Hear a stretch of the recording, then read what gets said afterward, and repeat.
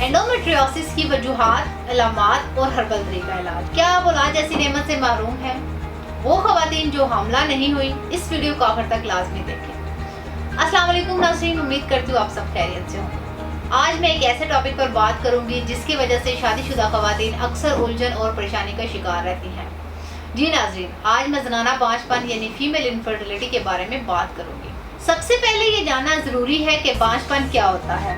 जब मियाँ बीवी एक साल तक इकट्ठे रहते हों और हुकूक़े ज़ौजियत भी मुकम्मल तरीके से अदा कर रहे हों, इसके बाद भी औरत कंसीव ना कर पाए तो इसे बांझपन कहा जाता है। ज़नाना बांझपन दो किस्म का हो सकता है, एक प्राइमरी फीमेल इनफर्टिलिटी और दूसरा secondary female infertility. Primary female infertility इब्तदाई बांझपन की वो मरीज यानी वो खवातीन है जिन्हें पहले कभी हमल नहीं हुआ। सेकेंडरी फीमेल इनफर्टिलिटी यानी सानवी बांझपन की मरीज वो खवातीन है जिनको एक दफ़ा हमल हो चुका हो लेकिन दूसरी बार हमल ना हो रहा हो। नाज़रीन, हमल के लिए मर्द और औरत दोनों का सेहतमंद होना बहुत ज़रूरी है।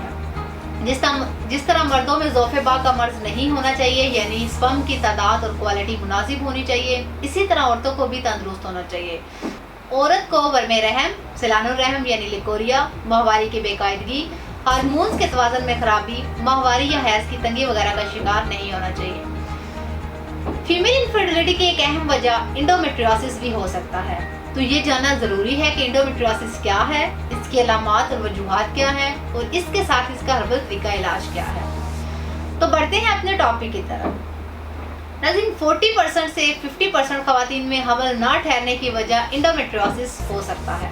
हर 5 में से एक खातून को ये मसला लाजमी होता है और इंडोमेट्रियोसिस प्रॉब्लम 13 साल से 45 साल की उम्र तक पाया जाता है। मतलब इसका ताल्लुक खवातीन के मेंस्ट्रुअल साइकिल यानी पीरियड्स के साथ होता है। बच्चा दाने के अंदर एक लेयर होती है जिससे इंडोमेट्रियोसिस कहते हैं।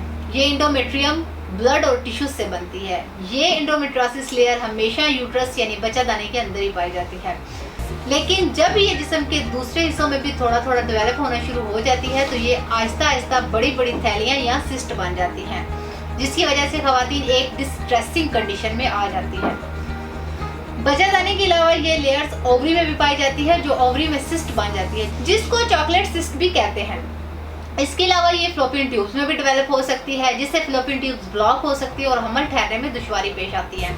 इसके बाद इंडोमेट्रियोसिस की अलामात भी बताती हूँ। इस मर्ज में बॉडी पेन और इसके अलावा जिस्म में और बहुत सी तब्दीलियाँ आ जाती हैं। इसमें जो सबसे कॉमन अलामत पाई जाती है वो है पेल्विक पेन यानी नाभ से नीचे पेड़ों का दर्द। ये दर्द आम दिनों में भी हो सकता है, लेकिन मेंसेस के दौरान ये दर्द बढ़ जाता है। इस मर्ज में मुब्तला खवातीन को बहुत ज़्यादा ब्लीडिंग होती है और कुछ खवातीन को बहुत ही कम ब्लीडिंग होती है, लेकिन बाज़ खवातीन को 15 दिन बाद दोबारा पीरियड्स आ जाते हैं। इसके अलावा बहुत सी खवातीन के अयाम में शदीद दर्द के साथ नोज़िया, वॉमिटिंग का सामना भी करती हैं। इसके साथ माहवारी में खून की ज़्यादती की वजह से खून की कमी और जिस्मानी कमजोरी भी हो जाती है। मुबाशरत के दौरान या बाद में औरत को शदीद दर्द महसूस होता है। इस तरह जब एक औरत ऐसी कंडीशन से गुजर रही होती है तो सिर्फ औरत ही नहीं बल्कि उसका पूरा घर भी मुतासिर होता है।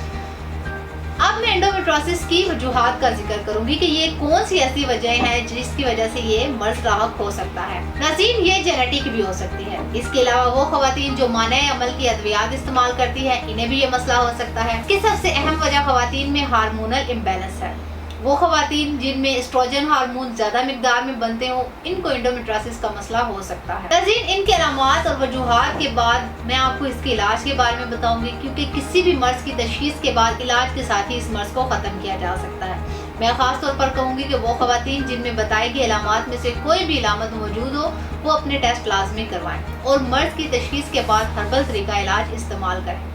नाज़रीन, औरतों के इन तमाम मसाइल और इनकी वजूहात को मद्देनजर रखते हुए तासीर दवाखाना एंड तासीर herbal pharma private limited registered के शोबा रिसर्च के क्वालिफाइड हुक्मा डॉक्टर्स, लेडी डॉक्टर्स, फार्मासिस्ट और साइंटिस्ट ने हकीमा डॉक्टर तारिक महमूद तासीर की ज़ेर सरपरस्ती इन तमाम वजूहात पर गौर फिक्र के बाद मुख्तलिफ किस्म की कीमती जड़ी बूटियों और नायाब मरकबात पर तहकीक और रिसर्च के बाद फीमेल इनफर्टिलिटी और इसकी एक अहम वजह इंडोमेट्रियोसिस चॉकलेट सिस्ट के मुकम्मल खात्मे के लिए हर्बल तरीका इलाज मुतारिफ करवाया है। ये इलाज मुकम्मल तौर पर कुदरती जड़ी बूटियों पर मुश्तमिल है, जिसका किसी भी किस्म का कोई भी साइड इफेक्ट नहीं है। हमारा हर्बल और बेज़र तरीका इलाज ना सिर्फ इंडोमेट्रियोसिस चॉकलेट सिस्ट को खत्म करता है, बल्कि सोजिश रहम से होने वाली तकलीफ से भी निजात दिलाता है। तासीर दवाखाना से इलाज के बाद खवातीन में माहवारी बाकायदगी से टाइम पीरियड के हिसाब से आती है और इसका दौरानिया नेचुरल डेज के अकॉर्डिंग होता है। हमारा हर्बल इलाज खवातीन में माहवारी के दौरान होने वाली खून की ज्यादती को न सिर्फ कंट्रोल करता है, बल्कि खून की कमी से होने वाली जिस्मानी कमजोरी को भी खत्म करता है और ये ओवरी में मौजूद सिस्ट को खत्म करके आपको औलाद के काबिल बनाता है। ये हर्बल इलाज पेड़ों के दर्द को खत्म करके औरत को अंदरूनी और बैरूनी तौर पर सेहतमंद बनाता है, जिससे औरत की सेहत के साथ साथ इसकी प्रेगनेंसी में हायल तमाम रुकावटें भी खत्म हो जाती हैं। मैं सब खवातीन को कहूँगी कि अपने किसी भी मसले के मुतालिक हर्बल यानी कुदरती तरीका इलाज को अपनाएं, क्योंकि ये वो वाहिद इलाज है जिसके किसी भी किस्म के कोई भी साइड इफेक्ट नहीं है और इस इलाज से औरत मुकम्मल तौर पर सेहतमंद हो जाती है। इस इलाज में शामिल कीमती जड़ी बूटियां खवातीन में मौजूद एस्ट्रोजन हार्मोन की बढ़ती हुई मिकदार को कंट्रोल करके इसे नॉर्मल करता है और माहवारी में होने वाली तकलीफ और माहवारी की बेकायदगी को ख़त्म करता है। नाज़रीन, इलाज के बाद मैं कुछ परहेज और एहतियाती तदाबीर के बारे में बताती हूँ। गरम, चटपटे और तेज़ मसालेदार खानों से परहेज करें। ताज़ा सब्जियाँ और फ्रूट लाजमी इस्तेमाल करें। इसके अलावा दूध दही का इस्तेमाल मुफीद है। वर्जिश को अपना मामूल बनाएं, लेकिन हद से ना बढ़ें कि हार्मोन्स गैर मुतवाज़न हो। अब कुछ एहतियाती तदाबीर बताती हूँ। खवातीन को चाहिए कि अपने हाइजीन का खास ख्याल रखें और पीरियड्स के डेज में ठंडे पानी का इस्तेमाल कम से कम करें। औरतों को चाहिए कि मुबाशिरत के फौरन बाद सीधा खड़ी ना हो, तकरीबन आधा घंटा चलने फिरने और पानी के इस्तेमाल से परहेज करें। नाज़रीन, औलाद के हसूल के लिए मर्द और औरत दोनों को चाहिए कि अपनी सेहत का खास ख्याल रखें। उम्मीद करती हूँ आज के प्रोग्राम से आपको बहुत ज़्यादा रहनुमाई मिलेगी और खवातीन इससे भरपूर फ़ायदा हासिल। अगर आप भी ज़नाना बांझपन या फ्लोपियन ट्यूब्स या यूट्रस या ओवरी से मुतल्लिक किसी भी मसले का शिकार हैं तो देर न करें, बल्कि आज ही तासीर दवाखाना तशरीफ़ लाएं और मुकम्मल चेकअप के बाद अपना इलाज शुरू करवाएं। इसके अलावा आप दुनिया के किसी भी मुल्क में हैं, नीचे दिए गए नंबर्स पर कॉल करके अपना मसला बता सकती हैं और इसके अलावा अपनी रिपोर्ट्स हमें व्हाट्सएप करके घर बैठे तमाम अद्वियात मंगवा सकती हैं। इसके मुतालिक मज़ीद मालूमात और रहनुमाई के लिए हमारा यूट्यूब चैनल तासीर दवाखाना विजिट करें। इसी के साथ आज के प्रोग्राम का इख्तिताम करती हूँ। अगले प्रोग्राम में एक नए मौजू के साथ दोबारा हाजिर होंगी। तब तक के लिए मुझे इजाज़त दीजिए। अल्लाह हाफ़िज़।